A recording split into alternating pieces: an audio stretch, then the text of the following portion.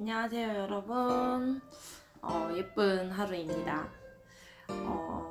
정말 오랜만에 이렇게 여러분들한테 앞에서 인사를 드리기는 되게 오랜만인 것 같아요. 이렇게 영상을 켠 이유는 제 첫 직업이자 제 첫 직장인 유치원에 대해서 느꼈던 일들, 장점, 단점 이런 거에 대해서 한번 이야기를 나누고 싶어서 이렇게 영상을 켜게 되었어요. 또 지금 제 현 상황에 대해서 말씀드리자면 저는 지금 유치원 교사를 8년도 2018년도 상학과 2020년도 6월에 입학한 2년차 한 유치원 교사로서 지금은 유치원 학원에서 제2를 전학 50원 중입니다. 제가 이 직업을 계속 가져갈지 아니면 다른 직업으로 전환할지에 대해서는 정확하게 모르지만 그래도 한번 그래도 2년 동안 일을 했던 직업에 대해서 정리를 하고 넘어가는 것도 나쁘지 않은 것 같다는 생각에 이렇게 카메라를 켜게 되었어요. 또 유치원 교사라고 해서 깊게 생각을 하지 않으면 내가 생각했던 현실하고 내가 생각했던 그런 로망보다도 현실이 되게 크게 와닿는 법인데 직업을 왜 하게 됐는지 그리고 이 직업을 하면서 느꼈던 점들에 대해서 한번 여러분들과 이야기를 나눠보도록 할게요. 저는 사실 이 직업이 어렸을 때부터의 직업은 아니었어요. 어렸을 때 직업은 제가 브이로그에서도 되게 많이 나오다시피 이제 요리를 하는 직업에 대한 꿈을 가지고 있기는 했는데 이제 집안의 반대가 굉장히 많아서 요리 쪽으로 가지 못하고 제2의 직업을 생각하다 보니 한 1년 사이에 제2 직업이 정해진 것 같아요. 하고 싶었던 이유는 제가 동생들하고 되게 잘 초등학교나 중학교 때 친구 동생들하고 되게 잘 놀기도 했고 개모임이나 이럴 때 있잖아요. 그럴 때 이제 걔네들끼리 뭉쳐서 선생님 놀이도 하고 이런 놀이들도 되게 많이 했고 또 동생들을 보살펴주고 가르쳐주는 거에 대한 흥미를 느끼기도 했고 가장 큰 제가 유치원 교사를 해야겠다고 마음을 먹은 건 제 사촌 동생이 태어난 지 얼마 안 됐을 때 너무 그 아이의 발달에 따라서 아이가 발달 단계를 거쳐서 성장해가는 모습이 되게 저한테는 이게 약간 인체 신비주의처럼 이쪽으로 더 공부를 해보고 싶다는 생각이 들어서 어쨌든 이 직업을 선택을 하게 됐고 그래서 저는 지방 사람인데 기왕이 배우는 거 열심히 배워보고 싶다 해서 열심히 공부해 내신 성적 관리를 열심히 고등학교 때 한 후에 이제 서울에 있는 전문대에 취업을 하게 되었어요. 그래서 이제 서울로 상경한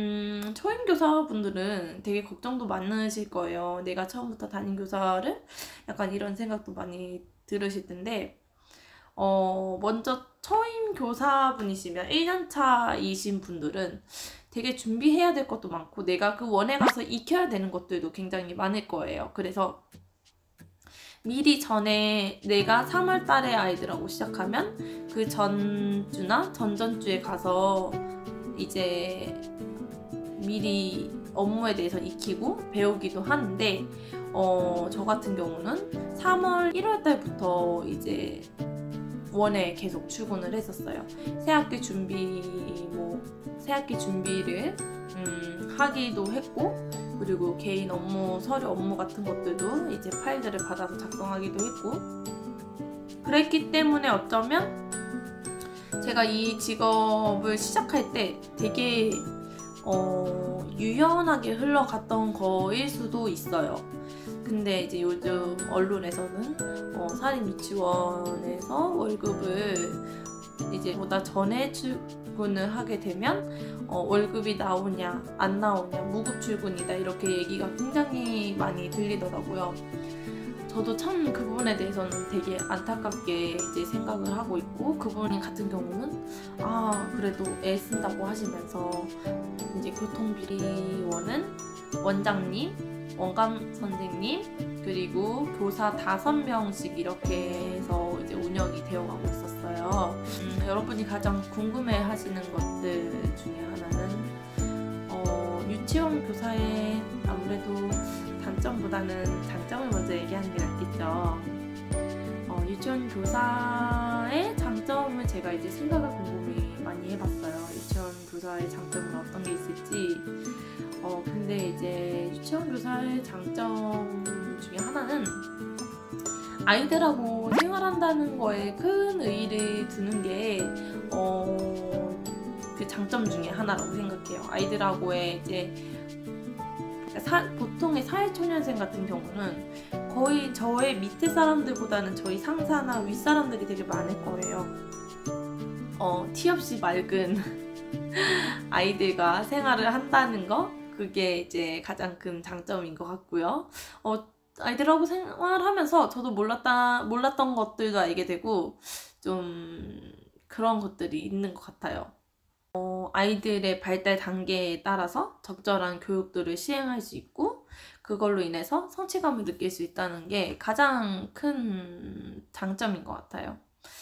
저 같은 경우는 1년차 때도 7세, 2년차 때도 7세를 맡았었어요. 근데 이제 어머님들 항상 고민하시는 것들 중에 하나가 7세 아이들은 이제 졸업을 하고 초등학교에 이제 가야 되기 때문에 어느 정도의 초등학교에 가서 잘할 수 있는 준비가 되어야 된다고 생각하시는 어머님들이 굉장히 많고, 또 7세 한글 교육이라든지 수교육이라든지 뭐 그런 것들에 등등에 대해서 아이들하고 조금 알아가는 것도 좀 중요하게 여기는 부분이에요. 그래서 저분이 아이들이 이렇게 흡수를 해서 그대로 이제 시행을 할 때나 아니면 받아들일 때가 굉장히 성취감을 되게 많이 느끼고, 애들이 그래서 이거는 이렇게 줘? 라고 뭔가에 이제 제스처를 취해줬을 때 그치, 그렇지, 맞아, 그렇게 하는 거야, 약간 이런 식으로 제가 알려준 것들을 아이들이 흡수를 잘 했을 때, 그럴 때 성취감을 되게 많이 느꼈어요. 저는 한글 가르쳐줬을 때, 수호 교육했을 때, 그리고 저희 졸업식 날 항상 했던 멜로디언을 가르쳐 주었을 때 아이들이 연습을 꾸준히 해서 이렇게 성장해 나가는 것들이 되게 저한테는 성취감이 많이 느꼈었던 것 중에 하나였어서 저는 그것도 장점이라고 생각합니다. 생각보다 만들고 꾸미고 하는 것들이 굉장히 많아요. 그래서 뭐 환경판도 만들어야 할 것이고, 그리고 계절에 따른 환경 구성도 오리고 붙여서 맞춰야 될 것이고, 아니면 회사에 있는 만들기 되어야 하는데, 나는 만들기나 꾸미거나 이런 거 되게 좋아하는 것 같지만 이 직업이 그래도 잘하는 분들이 하는 것 같아요. 그래서 저는 만들기나 꾸미는 거 되게 좋아하는 편인데, 궁금하셨던 것들 중에 하나가 아무래도 월급 관련 이야기겠죠. 사회초년 때 월급이, 이 직업이 그래도 꽤 보수가 높은 편이에요. 지금 최저시급이 179만 얼마라고 하는 것 같은데, 거의 보통의 사무직이나 아니면 업무들 같은 경우는, 제 친구들 같은 경우는 180에서 200 정도 받기도 하더라고요. 근데 이제 거의 180, 190, 200 안쪽으로 되게 많이 받기는 하는데, 제 1년차 월급이 200 초반이었고 제 2년차 월급도 200 초반이었는데 1년차 월급이 203, 4만원 정도 된다면 2년차 월급 때는 218만원, 9만원 정도 되었던 것 같아요. 아무래도 최저시급이 올라서 그랬을 수도 있기는 하지만, 그래도 사회초년생 치고는 월급을 꽤 많이 받는 편이었어요. 근데 이제 이거는 저는 지방 사람이라서 지방에 맞춰져 있는 월급과 그 나라에서 주는 교육적 수당이 지방대 사람들로 정해져 있는 거일 수도 있지만 하는 일이 많아요. 저는 일을 하면서 느꼈던 게 역시 하는 일만큼 월급 차이가 나는구나 라는 생각이 들었어요. 제가 이만큼 월급을 많이 받으니까 많은 업무량이 그만큼 따르는 거겠죠? 그리고 제가 근무했던 유치원은 출퇴근 시간이 9시부터 5시였어요. 그래서 9시에 출근해서 5시였는데 당직이랑 뭐 아침에 촬영하는 시간이나 아니 오후 당직이나 이런 것들은 어떻게 해요 하시는 분들 계실 거예요. 저희는 오전 당직, 아침에 아이들 제일 먼저 유치원 문 열고 아이들 맞이하는 건 8시 반, 8시부터였고요. 그리고 촬영도 8시부터 시작을 했어요. 그래서 이제 저희는 촬영하고 아침에 일찍 나와서 하는 당직 이렇게 2개만 업무가 있었는데 그 주만, 이 2주만 8시에 출근을 했고요. 그 나머지 주는 9시에 출근을 했어요. 그래서 9시 출근해서 퇴근 시간은 우선은 5시로 되어 있어서 5시에 퇴근을 했고요. 보통 근데 물론 행사가 있거나 아니면 뭔가의 업무가 있을 때는 그럴 때는 이제 뭐 6시, 7시, 8시, 9시까지도 이렇게 남기는 해요. 근데 이제 그럴 때는 거의 드물고 보통의 시간은 5시까지 있었다는 점. 그리고 저희는 근데 이제 기존 보통 유치원이 2시 되면 아이들이 하원을 하거든요. 근데 저희는 방과 후 과정까지 운영을 했기 때문에 아이들을 5시까지 돌보고 교육을 하고 있었어요. 그래서 5시까지는 아이들하고 있고 이제 그 이후로는 알아서 자율이라서 아이들 잠깐 낮잠 시간이거나 아니면 휴식 시간을 가질 때 그때 잠깐 하거나 아니면 청소 같은 경우도 이제 합반을 해서 한 반에 몰아주고 이제 잠깐 빨리빨리 청소를 해서 업무를 끝내는 듯이 그런 식으로 이제 기한 그 시간 내에 5시 내에 이제 업무들을 조금씩 시행했기 때문에 가능했었던 것 같아요. 이게 초임 선생님들은 많이 느끼실 거예요. 저희가 나와본 적도 없고 길러본 적도 없기 때문에 어머님들의 마음을 잘 이해를 하실 수 없을 수도 있어요. 저 또한 그런 부분들을 많이 봤고 이제 이해를 하려고 했으나 안 되는 부분도 좀 있기는 했어요. 근데 이제 어머님들께서 이제 선생님, 우리 애 담임 선생님이야 라고 했을 때 그 선생님이 어려 보이고 약간 미숙해 보이고 하면 조금 불안해 하시는 경우도 있어요. 근데 그런 어머님들이 계신 반면에 우리 선생님 하면서 말 한마디라도 되게 따뜻하게 해주시는 분들이 굉장히 저는 많았었어요. 그래서 뭐 약간 힘든 일이 있어도 그렇게 넘어가는 편이었고 제 사례 중에 하나는 제가 1년차 때 너무 이 직업에 대해서 안에 회의감이 느껴서 제가 이 직업을 그만둬야 할까라는 생각이 들었었던 적이 있었어요. 1년차 때. 근데 이제 그때 시기가 2학기 상담이 있었어요. 근데 이제 한참 그런 생각도 하고 또 일에 지치고 아이들한테 지치고 그랬을 시절에 2학기 상담을 하면서 하나 어머님하고 전화를 하는데 선생님 덕분에 우리 애 믿고 보낼 수 있게 해주셔서 참 감사해요. 선생님께서 많이 도와주셔서 저희 아이가 이만큼 성장하게 되었어요 라든지 선생님 이제 점점 이제 학기가 마무리가 돼가는데 우리 선생님하고 이렇게 떨어져서 너무너무 아쉬워요. 자주 어머니께 그런 이야기를 들었어요. 근데 그 전화를 끊자마자 그때 교실에 혼자 8시까지 남아서 이렇게 상담 전화를 돌리고 있는데 갑자기 그냥 눈물이 막 나는 거예요. 내가 그래도 이렇게 인정받을 만한 사람이구나. 내가 그래도 아이들한테 도움이 되는 선생님이구나 싶어서 그래서 1년 더 해보자 라는 생각에 2년차까지 가게 되었어요. 그래서 이렇게 따뜻한 말씀 해주시는 어머님들 덕분에 제가 이렇게까지 잘 할 수 있고 많이 지지가 된다는 것도 내가 유치원 교사로서의 사명감을 느낄 수 있는 그런 장점이 있어요. 자, 그러면 이제 단점을 얘기해 볼까요? 장점은 되게 짧은 것 같고 단점은 되게 많은 느낌이지만 우선 이야기를 시작해 볼게요. 단점은요, 단점이라고 얘기하기 좀 그렇긴 한데 어쩔 수 없는 업무상의 이유지만요. 일단은 단점은 행사가 있는 날에는 칼퇴근이 어려워요. 근데 이런 건 어쨌든 유치원 교사나 어린이집 교사를 하면서 내가 아이들을 교육하는 입장이기 때문에 내가 한 기관으로서의 교직원으로 일을 하고 있기 때문에 이해를 해야 되는 부분들이 당연히 있죠. 근데 이제 일을 한다고 해서 무조건 뭐 밥을 안 주고 일을 한다던가 그런 건 전혀 없을 거예요. 없을 거라고 믿어요. 저는 유치원 근무를 하면서 야근하는 것도 나름 재밌었던 게 맛있는 음식을 생각하면서 야근을 해서 먹을 생각에 힘내서 일을 했던 것 같기도 한데, 야근을 하면 우선 야근 수당을 거의 챙겨주지 않는 원들이 있어요. 야근 수당을 챙겨주지 않는 원들이 꽤 있을 거고요. 저는 오히려 야근 수당이 있는 원을 들어본 적이 없어요, 사실. 그리고 유치원 교사는 아프면 안 돼요.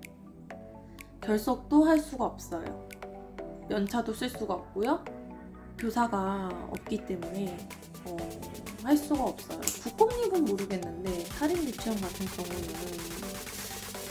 각 반에 교사가 한 명씩 들어가 있고 보조교사나 이런 개념이 거의 없기 때문에 수단임 경우는 모르겠어요. 근데 우선은 내가 원단임이고 그런 상황에서 아프게 된다면 굉장히 타격을 많이 입어요. 아시다시피 제 브이로그에 아픈 게 굉장히 아파서 병원에 간 게 굉장히 많이 나왔을 거예요. 제가 작년에는 그렇게 몸이 안 좋았었는데 그럴 때마다 아침에 병원 들렸다 가는 것조차도 좀 모든 사람들께 죄송하고 나로 인해서 다른 선생님들까지 피해를 입힐까봐 죄송스러운 마음이 컸던 부분이 있었던 것 같아요. 그래서 아프면 안 돼요. 꾸준히 건강식품들 같은 것도 챙겨 드시고 자기 몸 관리는 자기가 알아서 해야 되는 것 같아요. 내가 아니면 봐줄 사람이 없기 때문에 저 같은 경우는 그리고 면역력이 강해야 돼요. 저는 면역력이 너무 약해서 원래 이렇지는 않았는데 제가 지금 25이니까 24살 때 너무 약했었어요. 그렇다고 제가 건강식품을 안 먹었던 것도 아니에요. 유산균, 홍삼, 배즙 이렇게 돌아가면서 복분자까지 이렇게 챙겨 먹었는데도 한 번 면역력이 약해지니까 끝없이 약해지더라고요. 한 아이랑 이제 접촉을 그렇게 많이 한 건 아닌데 저희 반 아이들 중에 한 명이 독감이라고 하고 이제 격리가 됐어요. 전염이 되니까. 근데 그러고 나서 제 몸이 막 열이 펄펄 끓더니 병원에 가보니까 이제 독감이라고 하더라고요. 근데 이제 어쨌든 독감인 아이들 중에서 같이 생활해도 안 걸리는 사람이 있을 수 있죠. 근데 면역력이 약하면 그만큼 쉽게 걸리고 그만큼 쉽게 걸려서 이제 유치원에 출근하지 못하게 되면 그것 또한 정말 그것만큼 속상하고 힘들고 그런 게 없죠. 그래서 저는 면역력을 끝까지 좀 강해지셨으면 하고 아프지 마세요. 그리고 또 학부모로부터 개인정보 노출이 되어요. 학부모로부터 개인정보 노출이 있어요.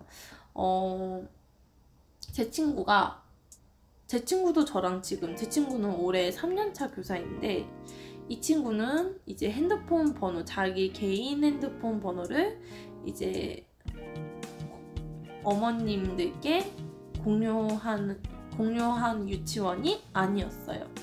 그래서 무조건 이제 저희 유치원뿐만 아니라 여러 유치원들이 자기 개인 핸드폰 번호를 어머님들께 공유를 하는 경우가 많아요.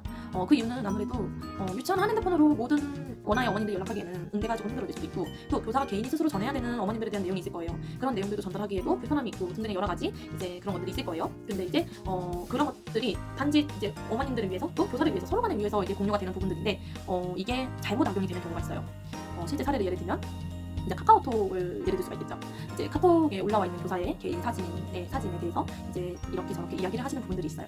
또 뭐 교사가 뭐 예를 들어서 여행을 간다고 해서 여행 갔다 온 것들을 보면 어머님들이 원래는 이렇게 관심의 표현으로는 물어봐 주실 수 있는데 이제 그게 조금 악용이 돼서 이제 나쁘게 이야기를 하시는 경우라든지 아니면 교사의 개인 남자친구에 대해서 그렇게 이제 얘기를 하시는 경우라든지 어머님들도 간혹 계세요. 모든 어머님들이 그렇다고 하는 건 아닙니다. 근데 이제 예를 들면 그런 어머님들도 계신다라는 말이에요. 없어요. 저희는 쉬고 싶을 때 쉴 수가 없어요.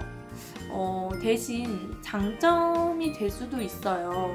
저희는 여름방학하고 겨울방학에 이렇게 한 학기씩 쉴 수 있습니다. 그래서 여름방학에는 아이들 방학 기간이 일주일이다 예를 들어서 그러면 저는 사이드 놓칠 수 있고요. 겨울방학이 일주일이라면 저 사이드 놓칠 수 있어요. 일본 같은 경우는 여자들 쭉 이렇게 늘려서 쓰는 거잖아요. 근데 이제 저희 집 같은 경우는 이제 정해진 시간에 쉬어야 하는 반면에 길게 쉬어도 없이 시간 거죠. 그래서 그렇게 할 수 있고 반차 또한 없어요. 반차 주는 거니까 반차 또한 쓸 수 있는 원도 있을 거예요. 근데 제 경험으로는